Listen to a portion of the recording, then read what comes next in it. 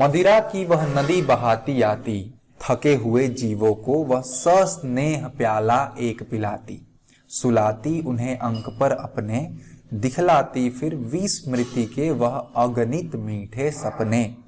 अर्धरात्रि की निश्चलता में हो जाती जब लीन, कवि का बढ़ जाता अनुराग। विरहा कुल कमनीय कंठ से आप ही निकल पड़ता तब एक विहाग। सबसे पहले कठिन शब्दों के मतलब जान लेते हैं।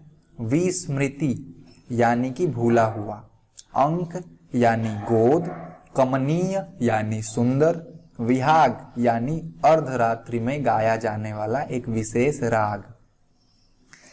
यहाँ संध्या के वर्णन के साथ साथ कवि आगे बढ़ते हुए रात्रि के वातावरण का वर्णन कर रहे हैं।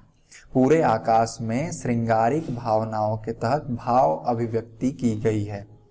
संध्या सुंदरी शराब की नदी बहाते हुए आ रही हैं, जो थके हुए प्राणियों को मदिरा का एक प्याला पिलाकर अपने गोद में सुला रही हैं।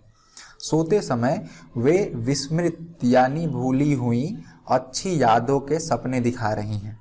जब अर्धरात्रि में चारों तरफ नीरवता छाई होती है, तब कवि के हृदय में प्रेम का भाव जागृत होता है और उसके विरह व्यथित गले से इस पीड़ा को व्यक्त करने वाला एक गीत विहाग राग में फूट पड़ता है।